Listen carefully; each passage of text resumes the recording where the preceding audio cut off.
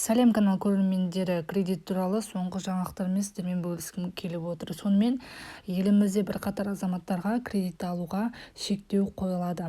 Қарызынан құтыла алмай жүрген азаматтарға несие алуға шектеу қойылатыны нақты дәлелденді. Егерде тұрақты табысы болған жағдайда 5 жылға дейін бөліп төлеу қарастырылады.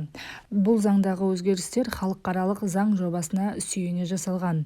Өзін банкрот дейтін азамат 7 жылға дейін өзін қайтадан банкрот деп жарияла алмайды. Одан бөлек 5 жылға дейін кредит ала алмайды. Сонымен қатар сол азамат туралы қаржылық ақпаратын 5 жыл бойы бақылап мониторинг жасайтын боламыз, дейді Мемлекеттік кірістер комитетінің басқарма басшысының орынбасары Айнұр Сағынтаева. Яғни әр азамат банкроттық жариялағаннан кейін осы Мемлекеттік кірістер комитетінің бақылауында болып, жыл сайынғы табыс көзі туралы ақпарат жаңарып отыратын болады.